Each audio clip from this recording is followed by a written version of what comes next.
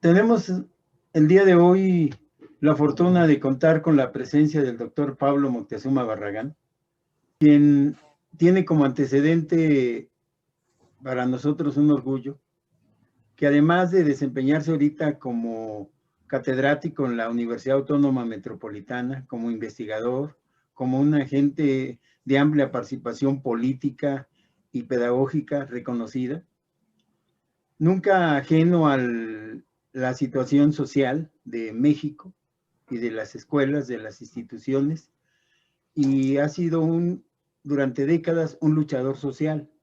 ¿Qué significa esto? Que siempre ha participado en las causas de los trabajadores, de los campesinos, de los colonos, del pueblo trabajador en sí. Y en esta ocasión nos apoya con una conferencia con el título de Deuda Externa y Educación, y teniendo como subtítulo cómo afecta a la educación el pago de la deuda externa. Agradecemos la presencia de Pablo y antes de que inicie queremos recordar que Pablo ha sido maestro de la Escuela Normal Superior de nuestra institución en la especialidad de Historia.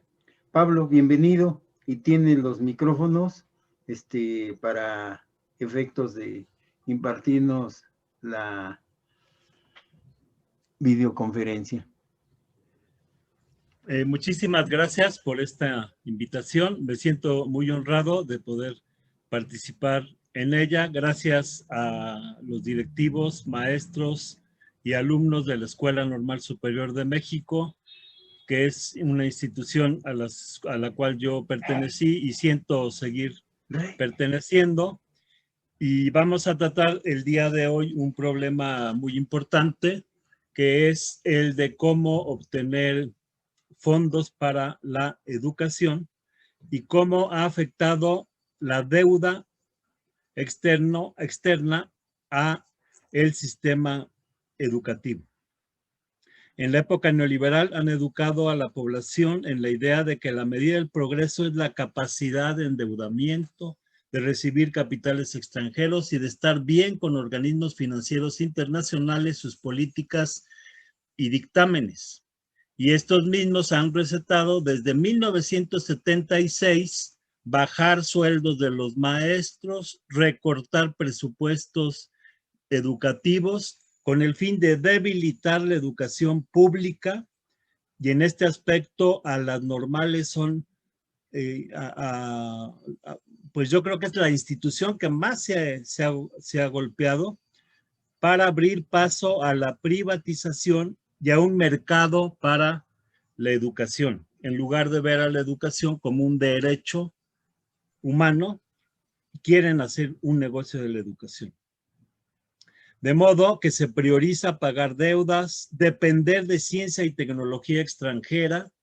Por ejemplo, México fabricaba las vacunas, todas sus vacunas hasta 1999 y lo desmantelaron. Y hoy hay que comprar decenas de millones de pesos al extranjero para obtener las vacunas cuando podríamos estar produciendo aquí ya la vacuna.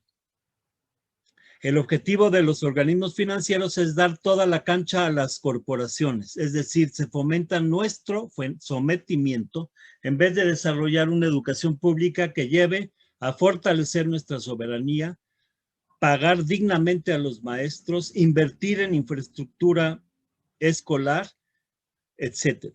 Se dice que no hay presupuesto, aunque, por ejemplo, para pagar la deuda sí hay presupuesto, el doble de lo que se dedica a la Secretaría de Educación Pública. En épocas que atravesamos la peor crisis en 100 años, es indispensable suspender pagos de la deuda un par de años para dedicar 1.5 billones de pesos a la recuperación del sistema de salud y de la economía y duplicar la inversión en educación que ha caído sistemáticamente en los últimos 45 años. En este siglo neoliberal, el presupuesto para la educación pública no ha llegado nunca al 5%, cuando debería de rebasar, según la UNESCO, el 8%. Nos han educado en la idea de que es imposible suspender pagos, que los mercados no nos castigarían, que huiría la inversión extranjera, que ya no nos darían créditos. Vamos a dar un vistazo a la experiencia de la historia de México y veremos que sí se han suspendido pagos con éxito y logrado una renegociación muy favorable para México que daría recursos para educación y salud. En la independencia se suspendieron pagos. Tras la reforma, también en 1914, en la Revolución, Guerrero, Valentín Gómez Farías, Benito Juárez, los gobiernos postrevolucionarios hasta Cárdenas lo hicieron. En cambio, por el contrario, los conservadores Anastasio Bustamante, Lucas Alamán, Santana, Porfirio Díaz y el PRIAN siguieron pagando y aumentaron la deuda. En el año, este año 2021, tendremos que pagar 724,000 millones de pesos en tiempos de pandemia y de crisis económica.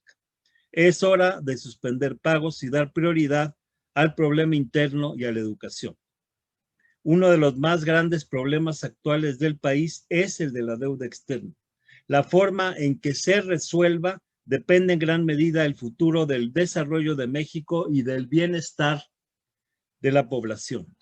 Vamos a ver detenidamente desde sus orígenes cuál ha sido el desarrollo de la deuda externa en sus diferentes etapas. La deuda externa surge junto con el Estado mexicano.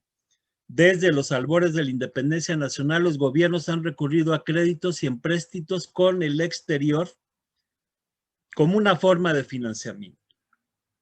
En el caso de México, nuestro país surgió a la vida independiente después de haber sido saqueado durante siglos por la corona española.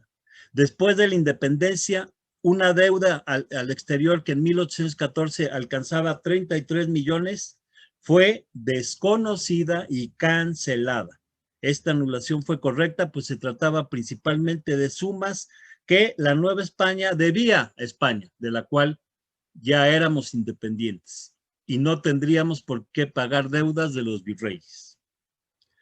El Estado mexicano surge después de la lucha por la independencia que afectó gravemente a la economía. La agricultura se redujo a la mitad, la minería una tercera parte y la naciente industria y el comercio fueron considerablemente dañados. La nación exigió sus derechos, como dijera Morelos, con la espada en la mano para ser oída.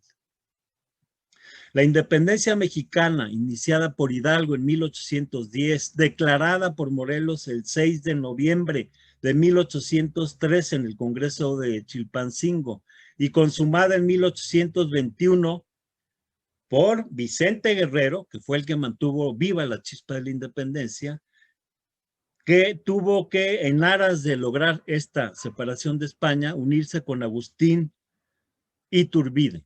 Sin embargo, Agustín Iturbide, Lucas Alamán y Anastasio Bustamante derrotaron la Revolución Popular.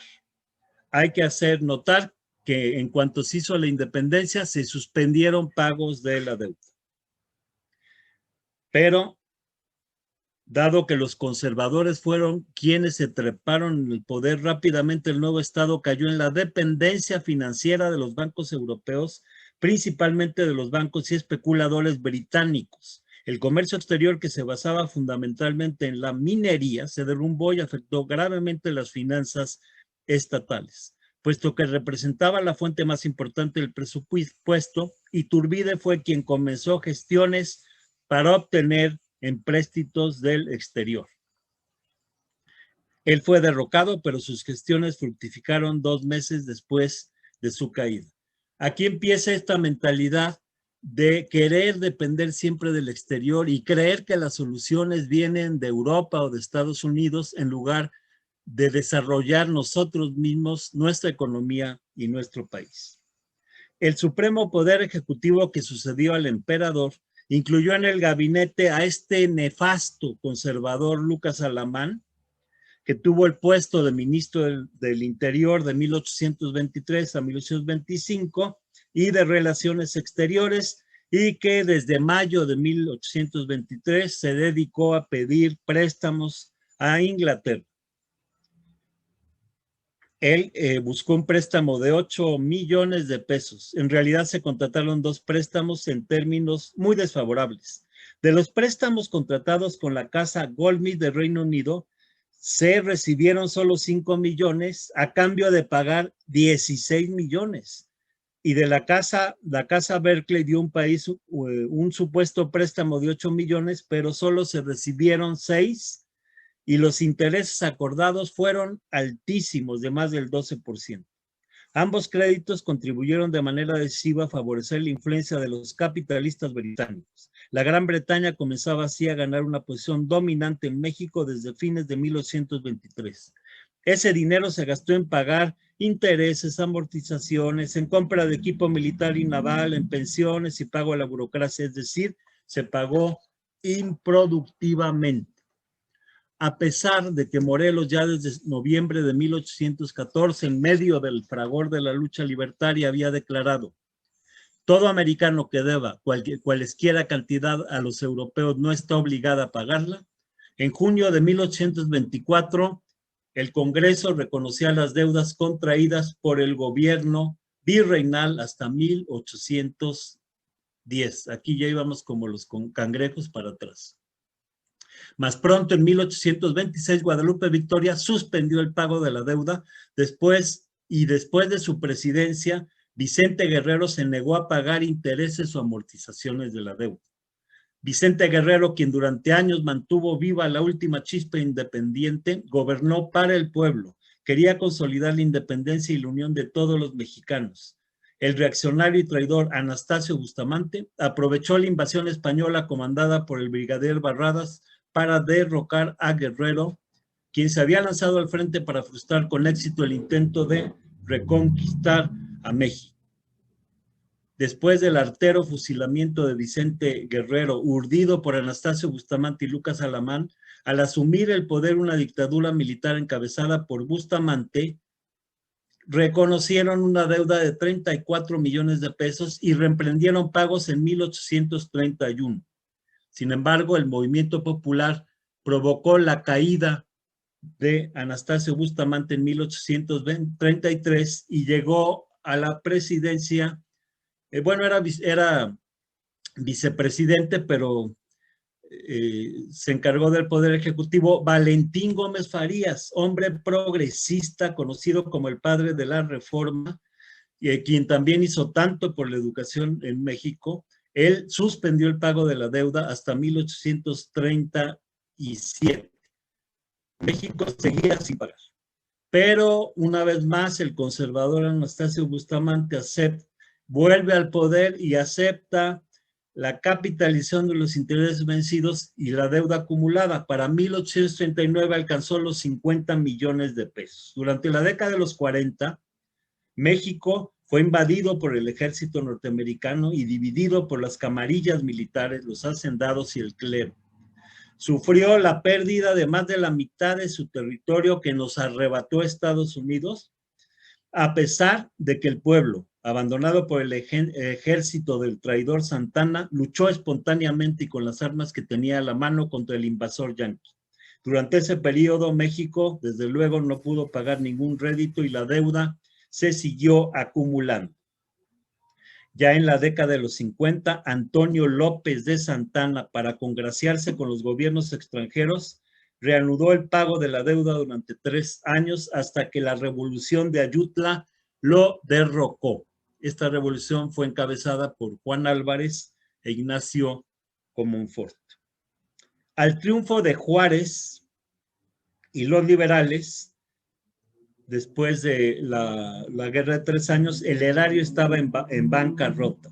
Parte de la deuda que querían cobrar los extranjeros a nuestro país era la contratada por el gobierno usurpador de Miramón y Zuluaga, quienes por unas monedas habían aceptado pagos terriblemente onerosos para el país, tanto que en 1861 constituían la 4ª parte del presupuesto nacional. Basta dar un ejemplo. El conservador Miramón, que está en la imagen, obtuvo del banquero suizo Hecker un empréstito en condiciones tan leoninas que por $1,5 millones de pesos que recibió, se comprometió a pagar 17 millones. El 17 de julio de 1961, durante la presidencia de Benito Juárez, el Congreso suspendió por 2 años el pago de la deuda, pues consideró prioritario atender las necesidades de la nación. Juárez también dio un golpe a esta educación clerical que había en el país y defendió y desarrolló la educación pública. En todo este periodo podemos observar claramente que la política de Morelos y posteriormente al triunfo de la independencia, la postura fue de no reconocer deudas, que fueron los conservadores como Lucas Alamán, Anastasio Bustamante, Miramón y Zuluaga,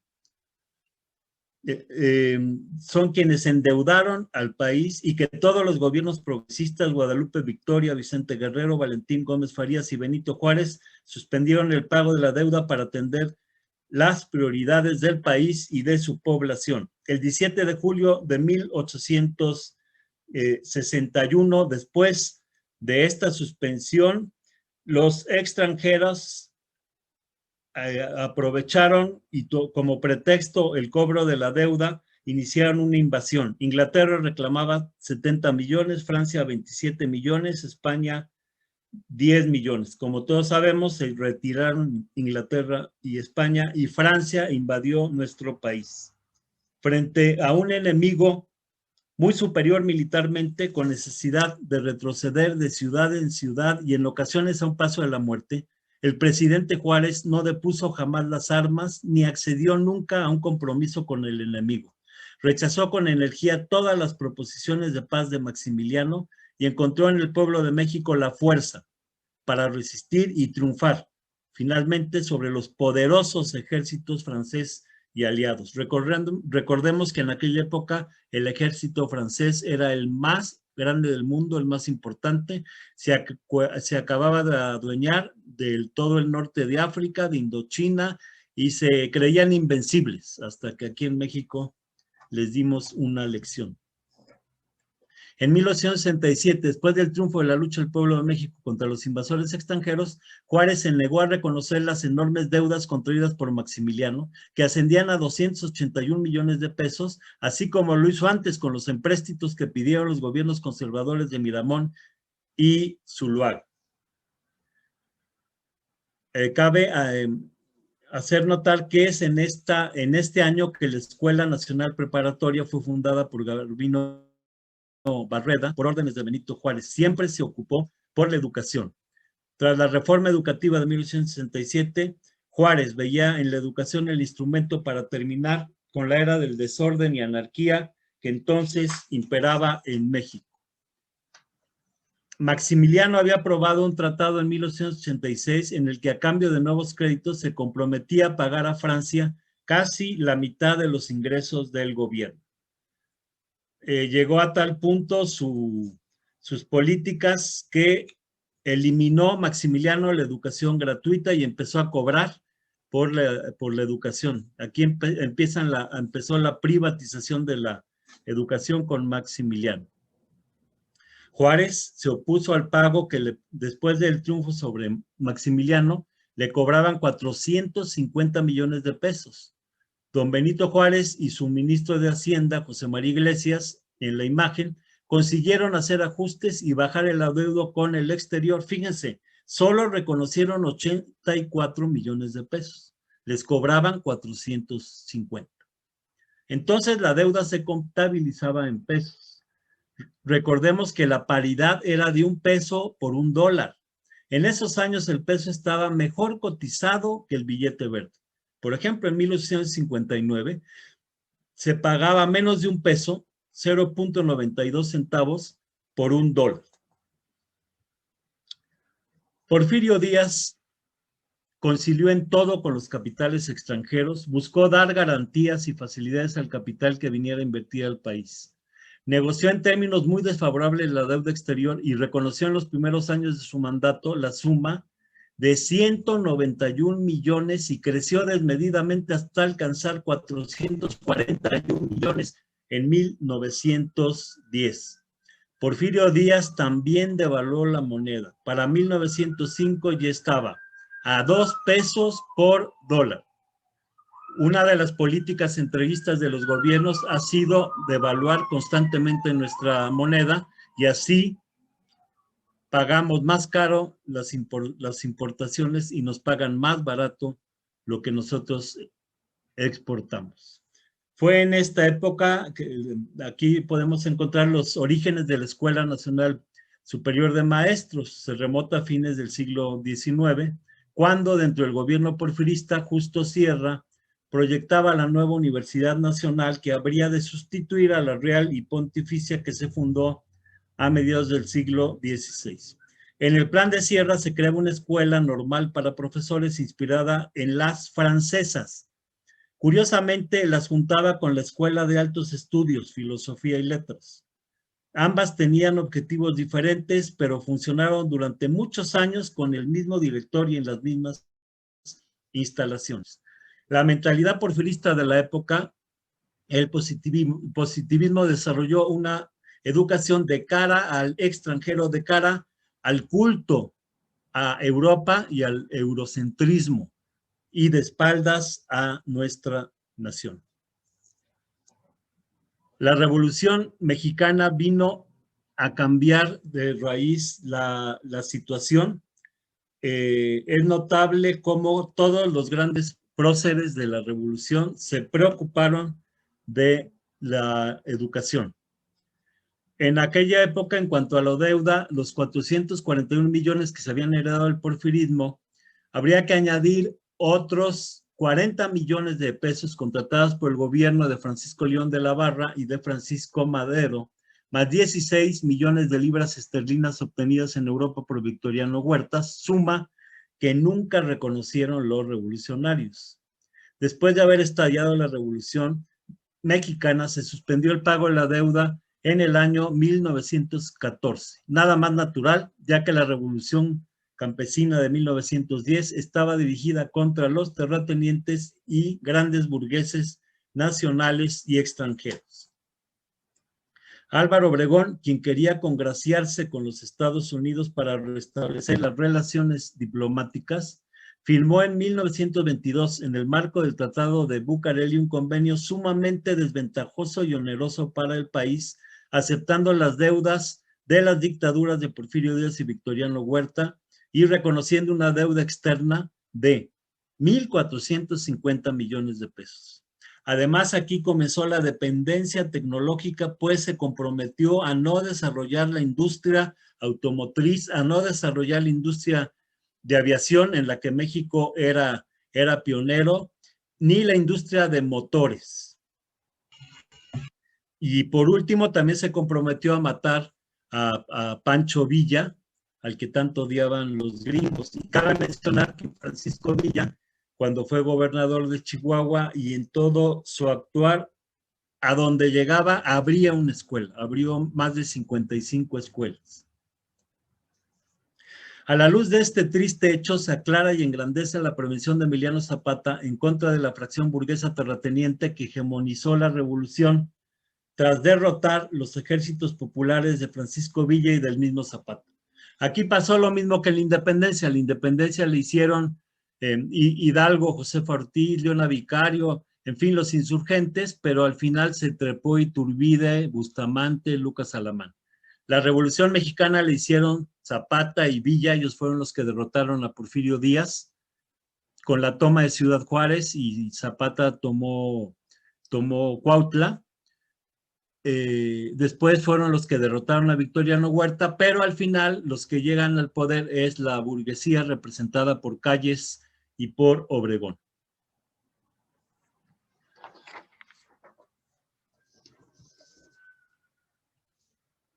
A la luz de este hecho se engrandecen las figuras de Francisco Villa y de Emiliano Zapata. En octubre de 1916, el caudillo del sur, en su exposición al pueblo mexicano y al cuerpo diplomático, manifestó que la revolución no reconocía y declaraba formalmente nulos y sin valor los tratados y acuerdos que pudieran haber realizado el carrancismo con potencias extranjeras. Por otra parte, el 5 de noviembre de 1915, semanas después del reconocimiento a Carranza por parte de Washington, el general Villa publicó en el manifiesto de NACO la siguiente declaración: nuestra querida patria está en peligro, todos debemos unirnos para rechazar la invasión de nuestros eternos enemigos, los bárbaros del norte. En el manifiesto exigía la confiscación de los bienes de las compañías extranjeras, ya que los norteamericanos son en gran medida responsables de las calamidades de nuestra nación. Por lo tanto, han perdido el derecho de poseer bienes inmuebles. México para los mexicanos, decía Villa, y exigía la nacionalización de las minas y líneas ferroviarias y cerrar las fronteras para promover la manufactura nacional. Además, propone la abolición de la deuda pública. Sin embargo, los pagos acordados inicialmente por Obregón, de hecho, no pudieron efectuarse por diversas razones y se suspendieron. Otra vez, suspensión de la deuda en 1923 y hasta 1927, cuando México tuvo que volver a suspender sus pagos. Es precisamente en 1929 cuando el presidente Emilio Portes Gil separó. La escuela normal estaba unida, como dijimos antes, con la Escuela de Altos Estudios de Filosofía y Letras. Emilio Portes Gil las separó y estableció la Escuela Normal Superior. En 1930 es cuando estalla todas las consecuencias de la gran crisis de 1929. Esto es importante para nosotros hoy porque es una crisis tan grave como la que estamos viviendo ahora. No ha habido en 100 años, desde 1929, una crisis como la que vive México. Y ante esta crisis, en 1930, nos reclamaban no solo la deuda, sino la indemnización por los daños sufridos por la revolución, nos cobraban 1.400 millones de pesos.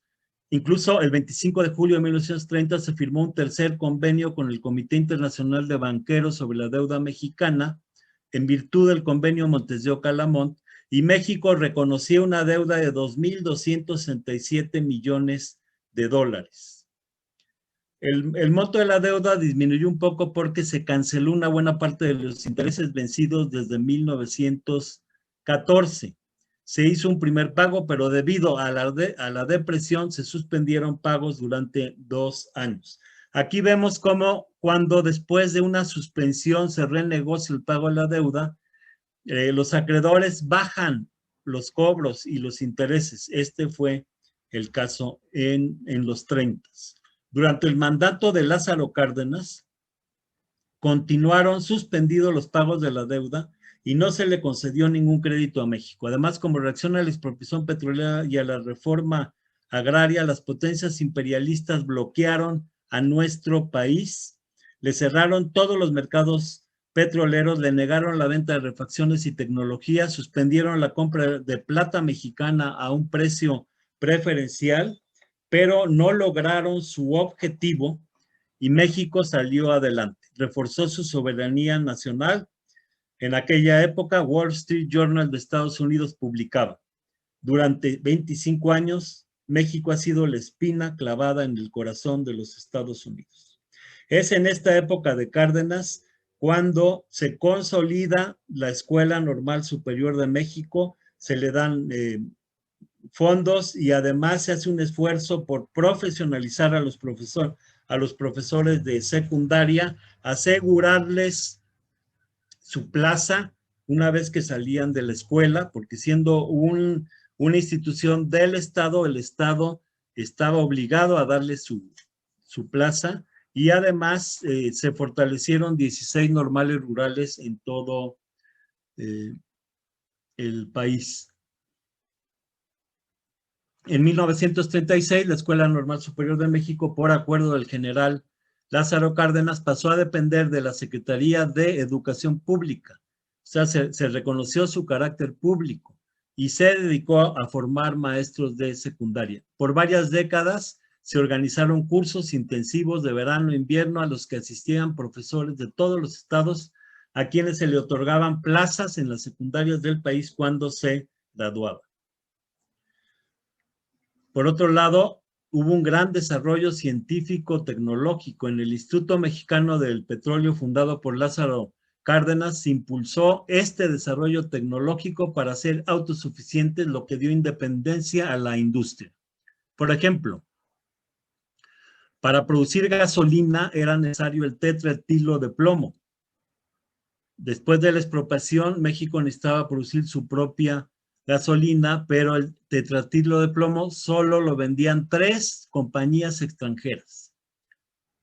Cuando los mexicanos se decidieron a producir esta sustancia de muy difícil elaboración, altamente peligrosa y sumamente tóxica, y su tecnología era monopolio de la empresa anglo-holandesa Shell, el directivo de esta empresa, en una conferencia de prensa, alardeó públicamente y con burla que se iba a beber cada gota de tetraetilo de plomo que los mexicanos produjesen. Pero más bien se tragó sus palabras, porque México produjo, no sin sufrir sabotajes y envenenamiento de algunos trabajadores y la muerte de 2, el tan necesario tetraetilo de plomo. México pudo desarrollar su propia tecnología. México se apoyó en sus propias fuerzas y venció. Aquí cabe remarcar que el boicot reclatado por las compañías extranjeras como respuesta a la nación del petróleo fue total. En esa época no vendían a México ni un tornillo, no le compraban una gota de petróleo, pero la inventiva y capacidad creadora de los obreros y técnicos mexicanos produjeron las piezas que antes se importaban, mismas que fueron fabricadas con ingenio y precisión, surgiendo así las grandes refinerías de Salamanca, Azcapotzalco, Minatitlán, Poza Rica, Ciudad Madero y Reynosa.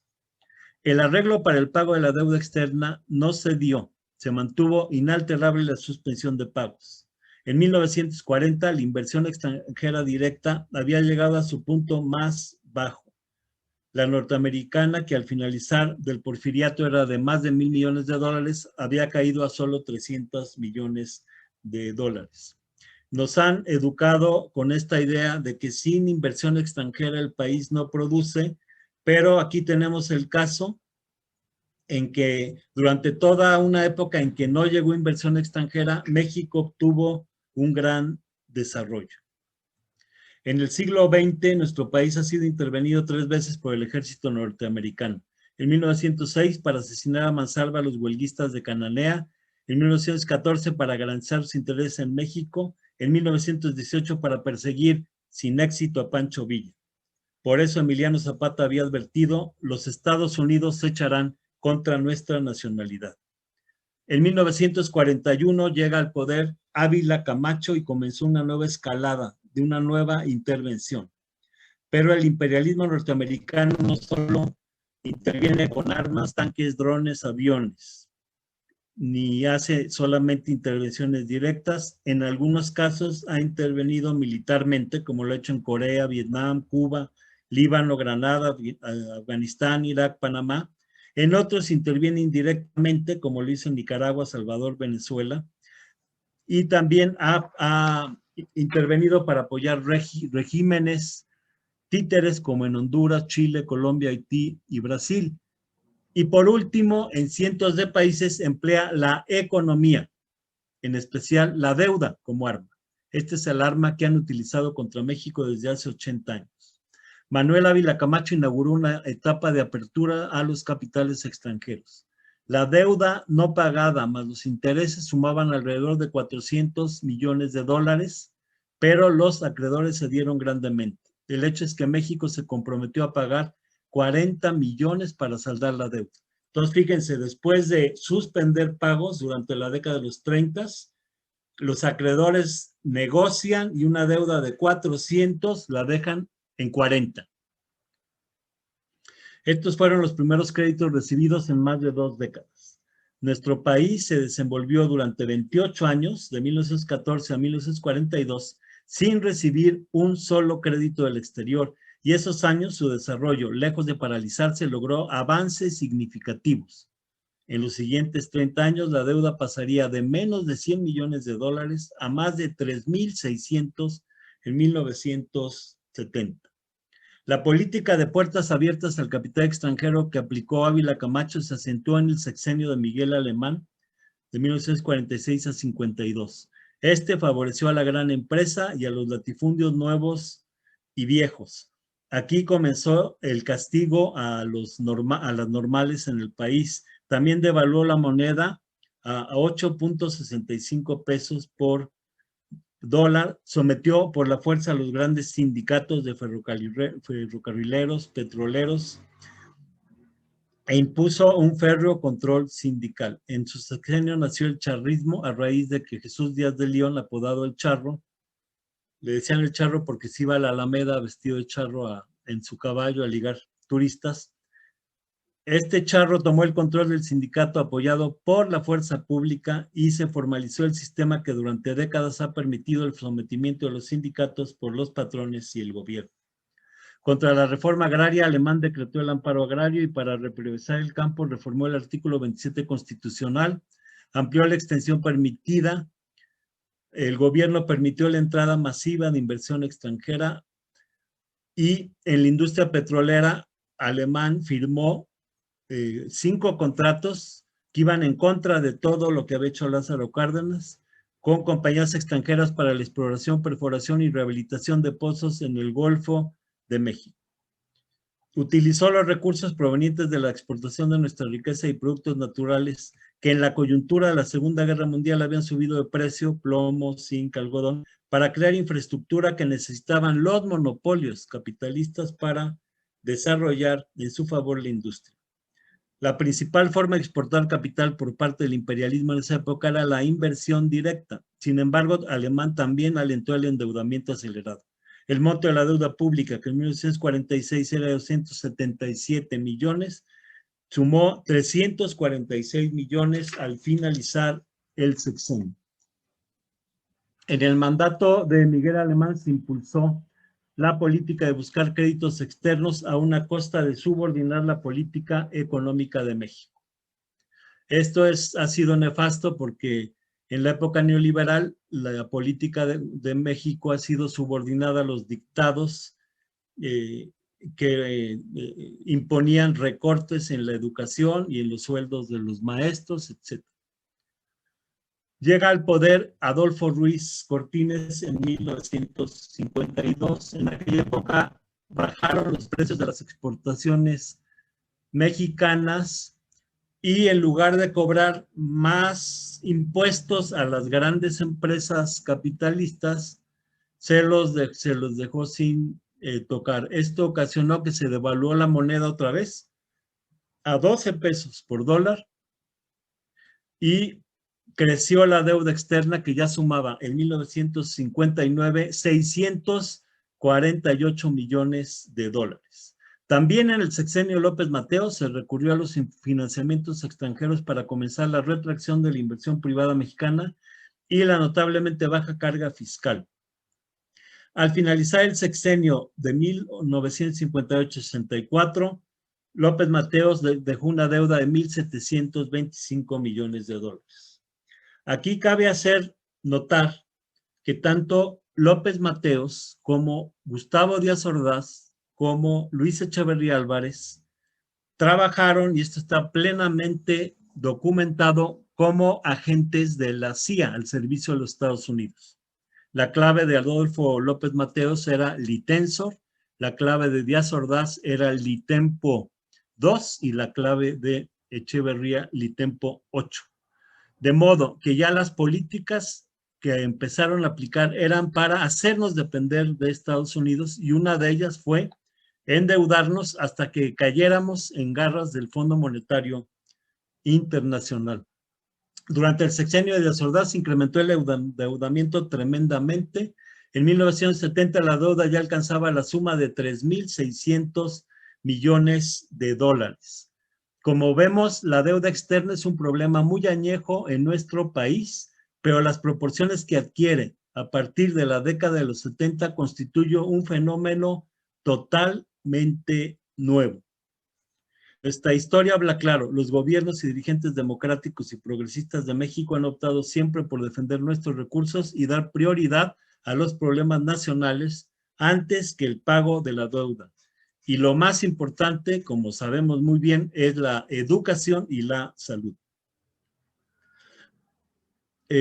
Gracias a estas políticas, los flujos de inversión extranjera crecieron en forma considerable. Pero empezó a crecer mucho más el dinero que entraba por la deuda que por inversión extranjera.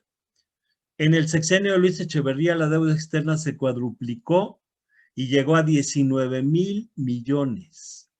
La deuda externa fue el vehículo de primera importancia para la expansión de las empresas transnacionales. Una vez endeudados, fue cuando Luis Echeverría nos sometió al Fondo Monetario Internacional, que para avalar la deuda y para dar nuevos créditos, dictaba su política económica a nuestro país y exigió los recortes a educación y a salud, petrolizar la economía, introducir el IVA no existía, congelar los salarios, lo que ha afectado en los últimos 50 años a los maestros, la disminución del gasto público, la eliminación de subsidios de beneficio social, la apertura comercial, la devaluación, el peso que estaba a 12.50 se devaluó tremendamente. Hasta ese año y desde hace 40 años, México crecía al 6% anual, era autosuficiente en alimentos y gasolina, tenía una inflación del 2% al 5% anual. México era autosuficiente en productos agrícolas, en maíz, por ejemplo, ahorita ya importamos 16 millones de toneladas de maíz, eso es inaceptable. Y también tenía una mayor inversión tanto para la educación básica como para la educación superior. A partir de las recetas del Banco Mundial y del Fondo Monetario Internacional, empezó a castigarse el gasto público. Fue cuando los organismos financieros internacionales nos impusieron el neoliberalismo. A partir de este año de 82, el crecimiento del Producto Interno Bruto anda alrededor de 2% por año. Bueno, esto hasta el 18, estos 2 últimos años, pues va a caer, ¿no? Por la crisis. Este año va a caer al 9% del Producto Interno Bruto. Antes de endeudarnos y antes de depender del petróleo, México crecía el 6% promedio anual. Esta tendencia continuó el gobierno de José López Portillo, que cuadruplicó una vez más el endeudamiento, llegando a 85,000 millones de dólares. Como garantía del pago de la deuda quedaban las riquezas naturales del país, en primer lugar del petróleo. Hasta 1976, México no exportaba su oro negro. Luego de exportar 150,000 de barriles diarios en 1977, que fue el primer año en que México empezó a exportar, al terminar el sexenio López Portillo, ya exportaba 1,5 millones de millones de barriles, 10 veces más. Los ingresos petroleros del gobierno López Portillo fueron de 300,900 millones de dólares en el sexenio. Entonces, ¿para qué endeudarse más? La deuda externa aumentó 15 veces al pasar de 3,600 en 1970 a 99,000 millones en 1985. El pago por el servicio de la deuda en ese mismo periodo fue de 115,000 millones de dólares, o sea que nos sale más caro el caldo que las albóndigas. Fue en este periodo en que llegó a la presidencia Miguel de la Madrid Hurtado. Hubo una gran lucha popular, magisterial, que llevó incluso, y donde la Escuela Normal Superior de México jugó un papel preponderante en sus instalaciones allá en la México Tacuba, y lo que hizo el gobierno de Miguel de la Madrid fue cerrar la Normal Superior con el pretexto del terremoto, diciendo que se iba a caer. Como ustedes han visto, después de décadas nunca se cayó, pero sirvió de pretexto para golpear a la Escuela Normal Superior de México. En ese punto, en 1986, se obligó a México a abrir las fronteras a productos extranjeros con la liberación del comercio y la entrada de México al GATT, que tanto afectó a la industria nacional, y posteriormente con el Tratado de Libre Comercio de 1994. En 1988, cuando llegó Salinas, gracias a un fraude electoral, la deuda externa era de más de 100,000 millones de dólares y consumía el 60% del presupuesto general. En 1994 la deuda llegó a 131,000 millones, pero vean esto, de 89 a 94, por el servicio, la deuda era 131,000 millones, pero por el servicio de la deuda se pagaron más de 200,000 millones de dólares. México entró de lleno en un proceso de integración con Estados Unidos y Canadá. En este punto lo que tomó gran auge fue la deuda interna, que junto con la externa extrajo los recursos de la nación. Dado que la economía mexicana fue invadida por corporaciones extranjeras,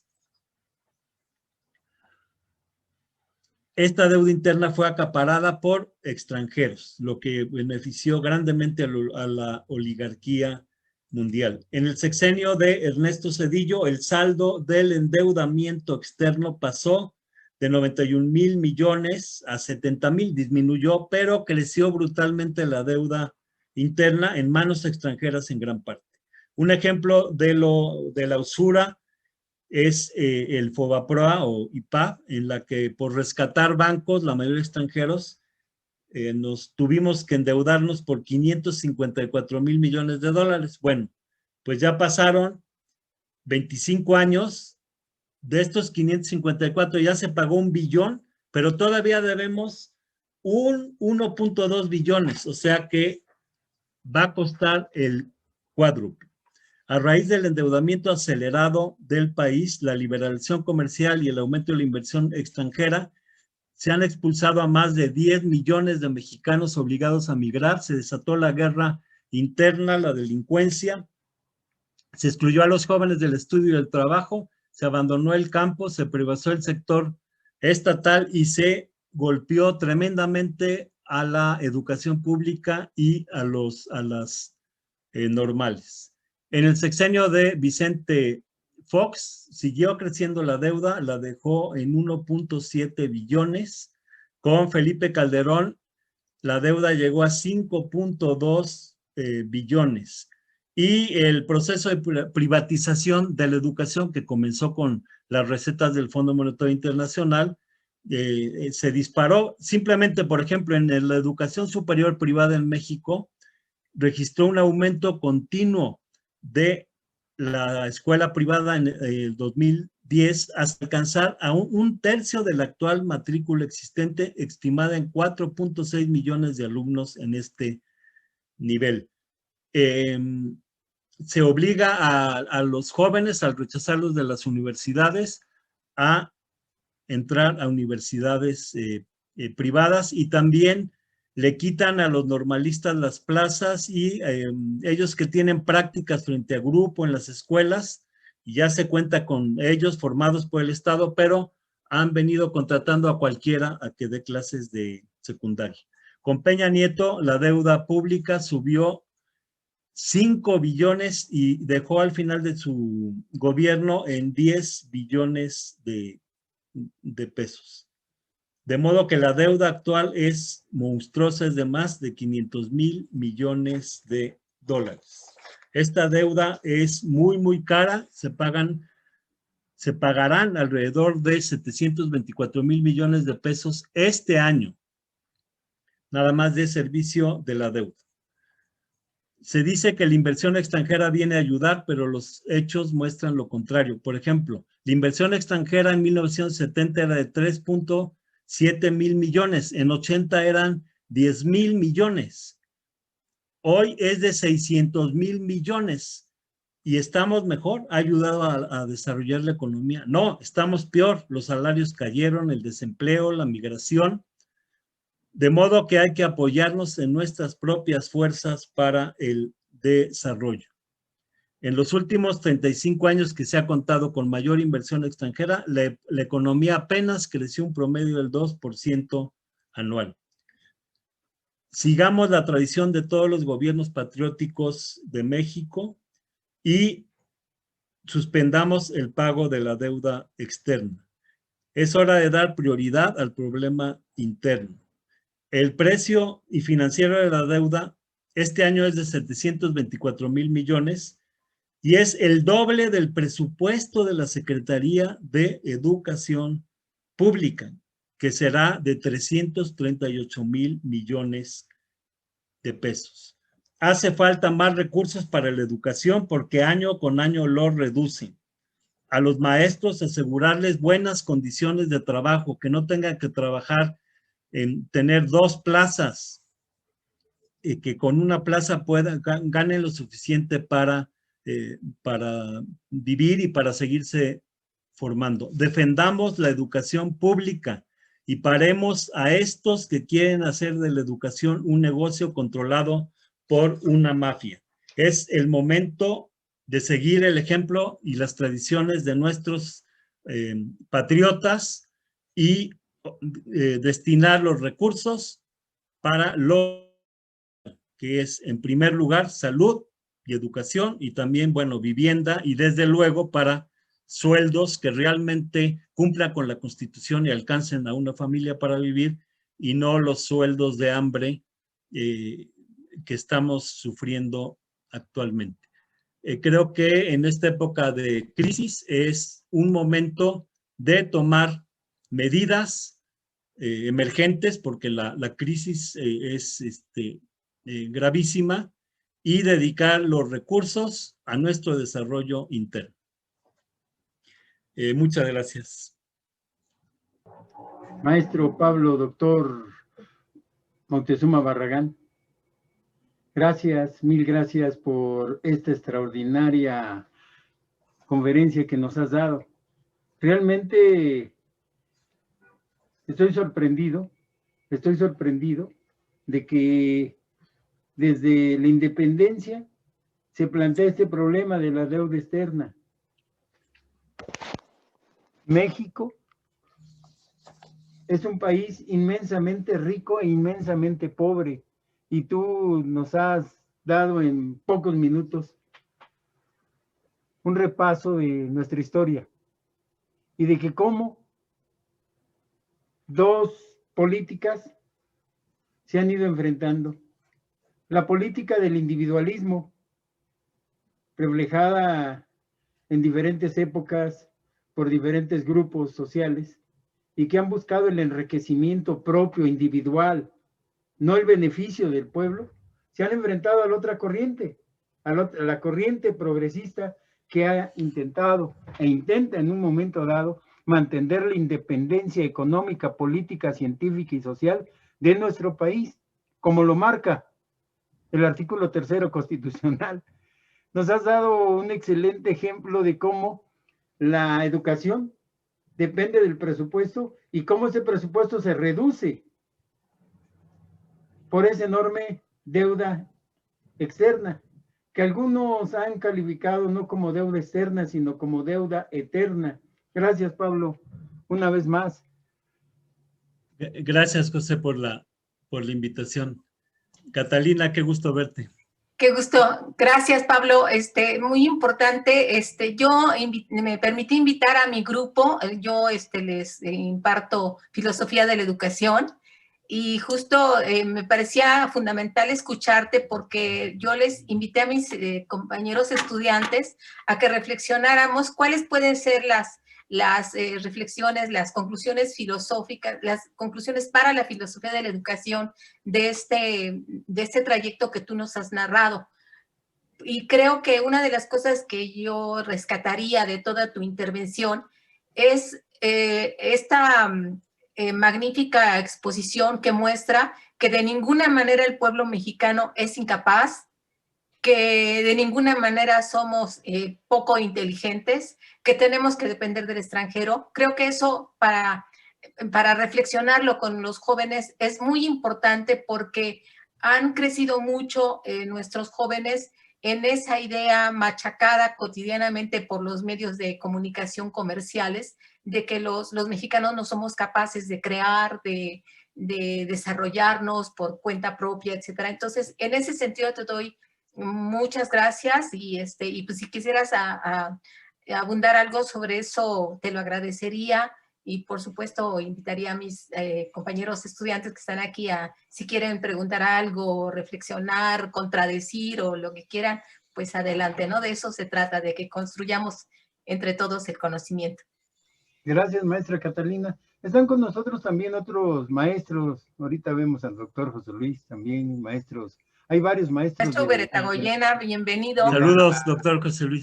Varios maestros de la Escuela Normal Superior. Saludos, Pablo, también. Hay el maestro Vitaliano, lo veía hace rato. Hay varios maestros que están concurriendo con nosotros. Un saludo a todos los alumnos. Formación Cívica y Ética es el grupo base con el que hemos organizado. Ayer tuvimos también una extraordinaria videoconferencia con el doctor Raúl.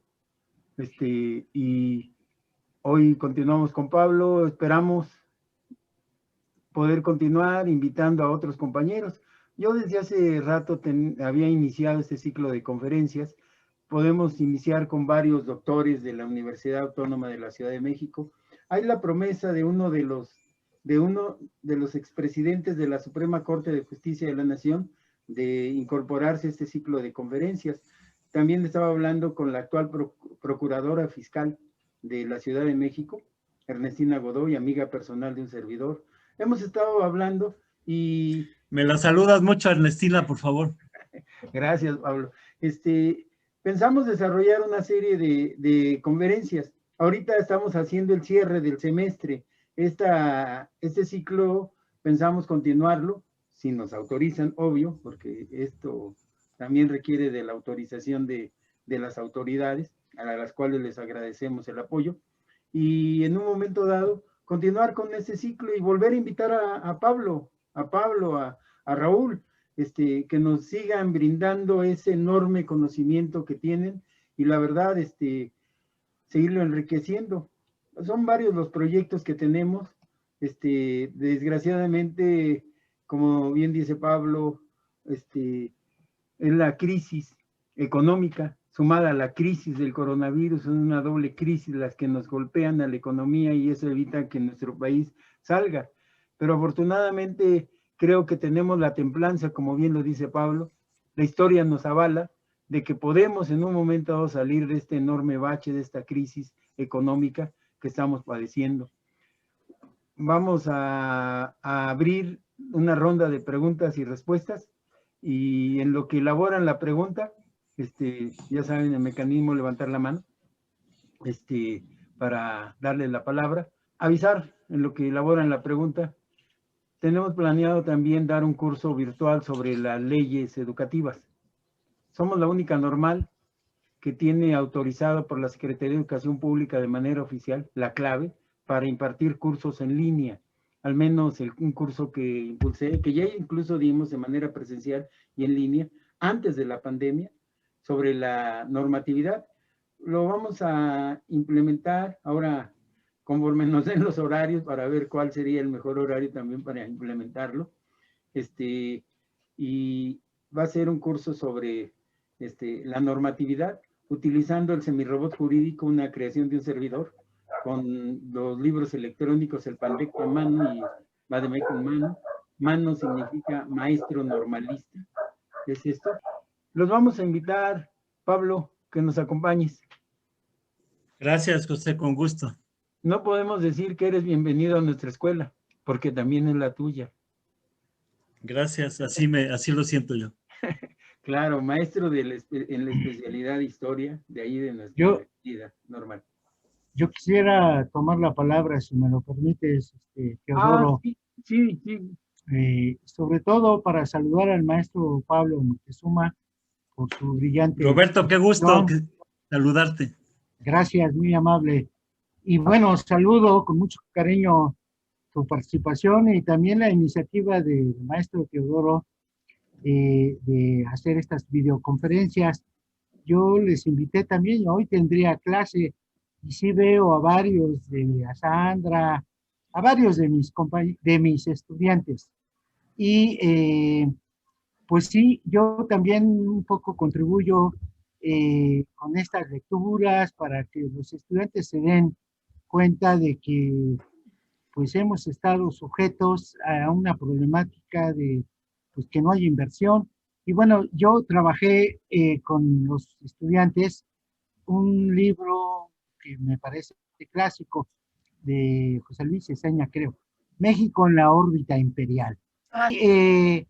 Pues en eso estamos pues de que estas nuevas generaciones también reflexionen, analicen, de que pues no es necesaria la inversión, lo que decía Catalina, la maestra Catalina, de sí, pues es todos los regímenes políticos han estado metiéndose con siempre abrir la inversión mundial, bueno, de las grandes transnacionales, pero pues eso es en detrimento. Ahí vemos que es el doble de lo que debemos, de lo que se gasta en educación, según nos dijo Pablo Moctezuma.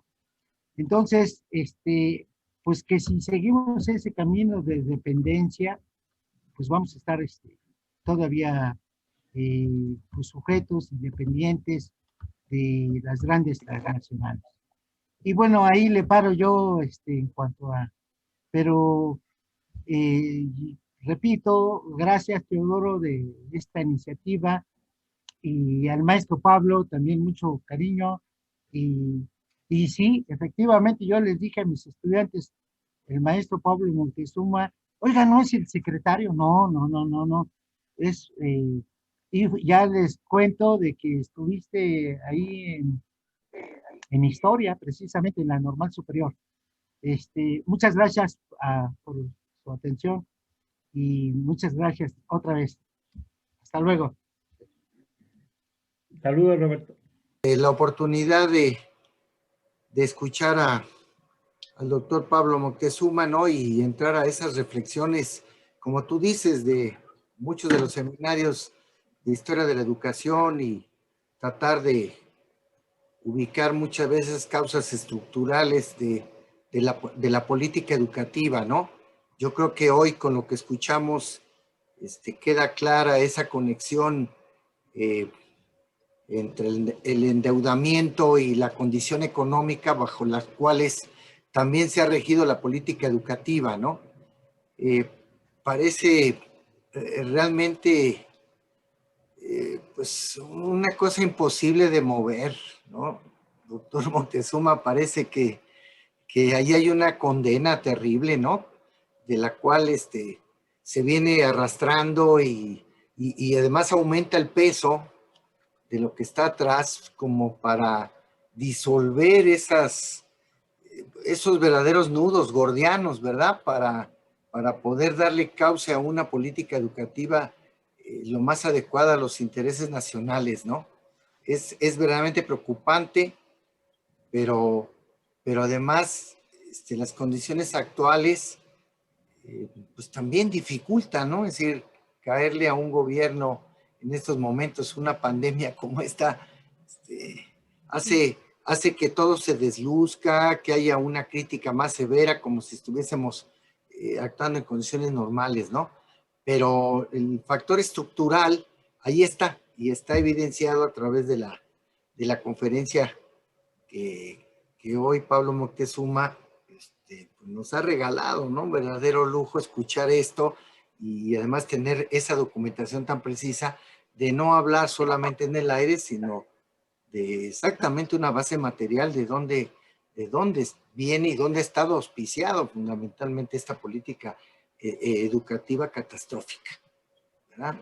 Entonces, yo agradezco también, doctor Moctezuma, esta oportunidad y te saludo, Catalina, igual y al resto de mis compañeros de la normal superior que en la distancia tenemos la oportunidad por lo menos de vincularnos con los grandes intereses académicos de este momento, ¿no? Un saludo afectuoso a todos y una felicitación nuevamente, Pablo Moctezuma, con el cariño de siempre a los maestros de la normal superior por la aportación, por saber el compromiso, ¿no? Que hay en torno a toda esta temática y que a veces con impotencia pues solamente la investigamos y la documentamos, ¿verdad? Porque a veces más no se puede. Muchas gracias, Pablo Moctezuma Barragán, un abrazote. Un abrazo. Y un abrazo. Gracias, maestro. Igualmente. Maestro Cardosa, muchas gracias por esta iniciativa y pues estaremos pendientes. ¿Sí? Qué bueno.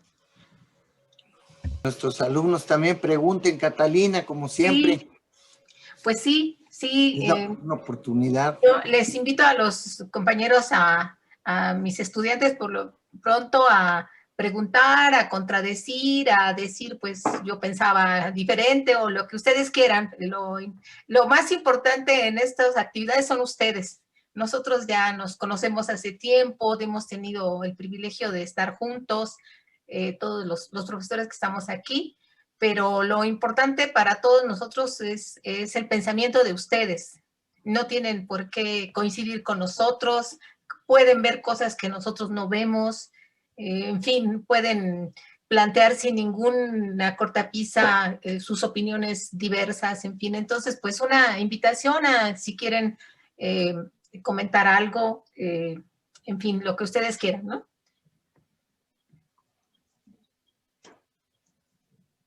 Sí, bueno, aquí hay una pregunta en el chat. Sí. Dice, ¿cuál sería una actividad o solución para poder defender al docente, ya que el suspender el pago de la deuda externa no está en nuestras manos? ¿Qué sí podríamos hacer? Gracias por su atención. Bueno, efectivamente, para que este paso se pueda dar de la suspensión de pagos, pues sí hace falta un movimiento nacional, una demanda generalizada para que pues, el gobierno atienda a esta solución. Lázaro Cárdenas expropió el petróleo, pero recordemos que previo hubo una lucha de los trabajadores petroleros pues de más de un año.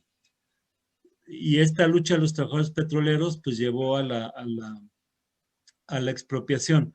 Entonces, detrás de cada medida importante, pues tiene que haber un movimiento de abajo, de los trabajadores. Lo que podemos hacer es sumarnos a estas voces que piden la suspensión de pago por 2 años para obtener 1,5 billones de pesos que servirían para sacar al país de las urgencias más inmediatas. Y por otro lado, una cuestión que a mí me parece muy importante es que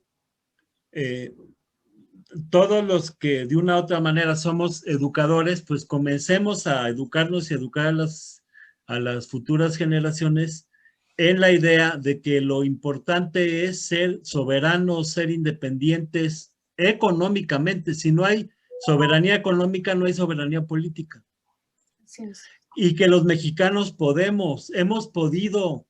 En los 70 México producía automóviles, Endina Nacional, una empresa estatal, trenes, tranvías, carros de ferrocarril, carros del metro. Fuimos autosuficientes en gasolina hasta los 80. Fuimos autosuficientes en alimentos. Hoy importamos 20 millones de toneladas de granos, cuando en México tenemos 10 millones de hectáreas ociosas y millones de desempleados. ¿Cómo es posible que no aprovechemos pues para que no sea el vecino el que nos dé de comer? ¿Cómo es posible que sean los gringos los que nos manden el maíz a México? Aquí en México se inventó el maíz. Digo se inventó porque no es una planta silvestre, es una elaboración del Tripsecum y el Teocintle, que hace 8,000 años, es una elaboración aquí de nuestra gente en esta tierra. El maíz nació aquí y se lo regalamos al mundo. ¿Cómo es posible que no seamos autosuficientes en alimentos? Se están dando pasos. Por ejemplo, ahorita hay toda una lucha por recuperar la soberanía energética.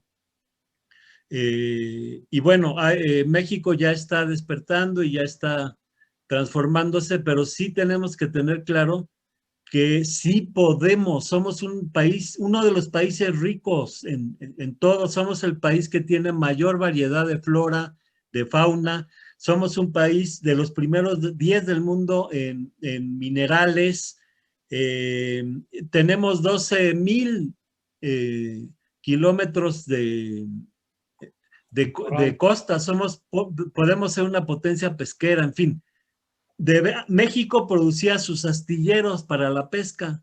Todo lo desmanteló el neoliberalismo y ahora todo lo tenemos que comprar a corporaciones extranjeras. Esto hay que superarlo. México puede desarrollarse, claro, tener un comercio con el exterior, pero no depender de nadie.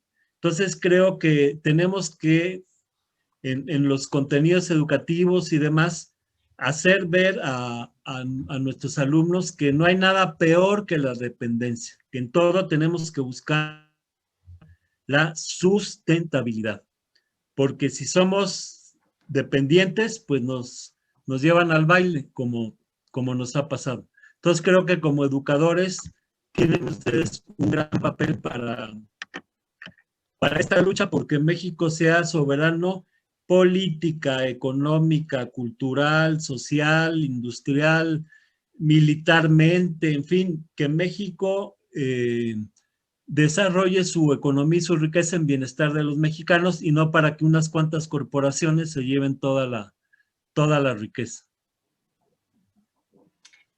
Una pregunta que me hace para el maestro Cardosa. Una compañera estudiante que me explica que tuvo algunas dificultades familiares para estar en la conferencia, pregunta si se está grabando. Ya le dije que sí, pero no, quisiéramos, si nos podrías decir después dónde podremos volver a verla, maestro Cardosa. Antes vamos a escuchar a Bárbara Centeno, tenía una pregunta, había estado levantando la mano. Bárbara. Claro que sí. Ay, sí, disculpe. Sí, bueno, muchas gracias cámara, y Bárbara. Quiero agradecer primeramente por la conferencia, estuvo muy amplia, muy buena, y algo que me quedó así como, y quisiera como aclarar esa duda. Usted mencionaba que cuando fue presidente Calderón, fue cuando las plazas como tal de la Normal fueron quitadas como directamente, ¿no? ¿Cómo fue que sucedió eso o el por qué pasó esa circunstancia y cómo es que debemos, no sé, me intriga mucho en ese aspecto? Sí, no sé si José tenga el dato exacto de cuándo fue que en lugar de darle las plazas a los normalistas, empezaron a contratar a cualquiera en las escuelas secundarias y de tener la plaza asegurada a todos los egresados, pues pasaron a no tenerla o a tener que competir, entre comillas, para tener una plaza a la que tienen derecho, porque pues son educados en una institución estatal, la educación es estatal, entonces, y además son educados para ser maestros, y que no contraten a cualquiera. No sé si tengas la información, José. Desde la generación del 2014, después de que sacaron a golpes los granaderos a los maestros de Oaxaca que estaban en el Zócalo, que originó un paro en todas las normales de la Ciudad de México, en las 5 normales, que nuestra institución duró 40 días en paro total, exigiendo, entre otras de las cosas, plazas para los maestros, porque ya se estaban implementando las evaluaciones del Instituto Nacional de Evaluación Educativa del INE, totalmente anticientíficas. Fueron las dos últimas generaciones, 2014-2015, que tuvieron el pase automático. Eso a partir del paro y de la lucha de los maestros de Oaxaca, de los maestros de la CENTE, que en uno de los transitorios de la Ley General de Educación se estableció que por los dos únicos años, 2014-2015 en este caso, se iba a reservar la plaza a los egresados normalistas. Es decir, 2 años. Después del 2016 empezó la masacre, en donde el INE empezó a aplicar, y de los resultados de la evaluación, si mal no recuerdo, de cada 100 maestros egresados que se presentaron al concurso, el INE reporta que solo el 42.18% eran idóneos, es decir, descartaban prácticamente a más del 47, el 57% de los egresados normalistas estaban sin plaza. Y los que sí obtuvieron plaza, ese 42%, estaban condicionados a que hubiere plaza, es decir, a la manipulación que cotidianamente hacen los burócratas de la Secretaría de Educación Pública, aliados con los charros del Sindicato Nacional de Trabajadores de la Educación. Es decir, nosotros, un servidor, me atrevo a decir que si fueron aceptados 42 como idóneos, la plaza se le dio a poco más del 25%. Es decir, 1 de cada 4 normalistas fue aceptado como docente en servicio y paulatinamente a partir de ahí se ha ido disminuyendo.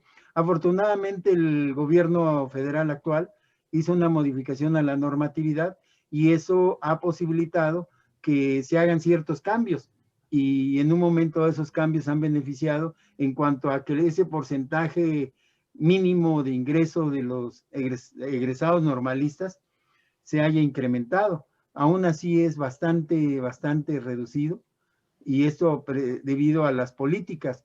Hoy se permite que la misma categoría tengan los normalistas egresados de una normal pública que de una normal privada. Cuando hablamos de normalistas hay que distinguirlos, y si los normalistas de normal pública son preparados por la SEP, deben ingresar a las escuelas públicas, y los egresados de las normales privadas deberían de ser abiertas las plazas en las escuelas privadas. Desgraciadamente, los mismos egresados de las escuelas normales privadas no quieren ir a trabajar a las escuelas privadas. ¿Por qué? Porque los salarios son de hambre, no tienen prestaciones, etcétera, etcétera. Pero sí es a partir del 2016 en donde se empezó a reducir. En un momento dado fue creciendo el número de normalistas que no tenían plaza, de los egresados de las normales públicas. Afortunadamente ahorita aparentemente se está revirtiendo esta situación, porque de nuevo se han revisado los perfiles para presentarse a los concursos de ingreso, y han cerrado un poquito. Ya no es tan fácil que un ingeniero entre a dar clases, por ejemplo, a una escuela primaria, como se permitió en tiempos de Peña Nieto. Un físico, un matemático daba clases en primaria. Era lamentable, ¿no? Lamentable, porque no tienen la preparación. La palabra es tuya, Pablo. Sí, pues efectivamente ha sido una política neoliberal que, como dice José, pues ya se consagró entre comillas en el gobierno de Peña, pero pues vemos cómo desde el 2006 en adelante era muy difícil a los normalistas que quisieran efectiva su plaza, ¿no?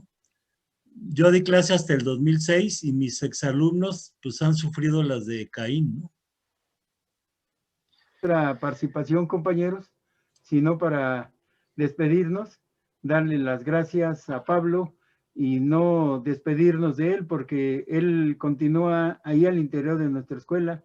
Reconocemos al compañero, al amigo, que siempre ha estado con nosotros y que pensamos que en cualquier momento va a estar como el hijo que salió de casa, pero que regresa porque ya sabe que esa es su casa. Gracias, Pablo.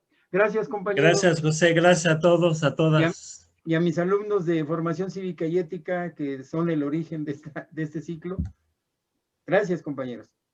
Oye, José, ¿en dónde está? ¿Se puede ver después el video? Mira, se está grabando, se está transmitiendo en Zoom, pero también se está transmitiendo de manera automática, se está subiendo al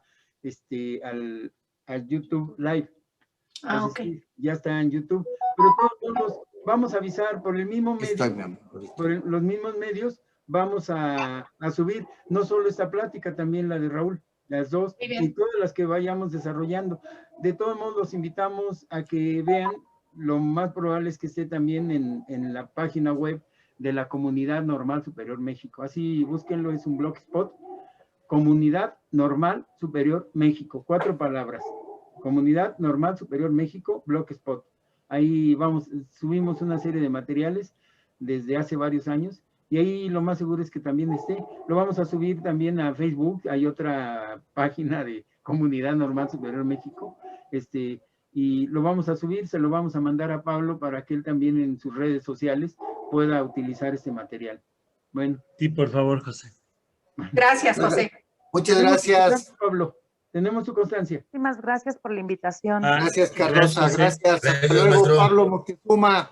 Un abrazote luego, José fuerte. Luis. Qué gusto, Un abrazo para todos. Nos vemos, Catalina. Nos vemos a todos. Sí, Hasta nos pronto. vemos. A todos, hasta Roberto. luego. Luego te busco abajo, Beretagoyena. Quiero preguntar unas cosas. Ya Aquí sabes estamos, que... Catalina, Buenas tardes. como siempre. Qué gusto. Hasta luego. Hasta luego.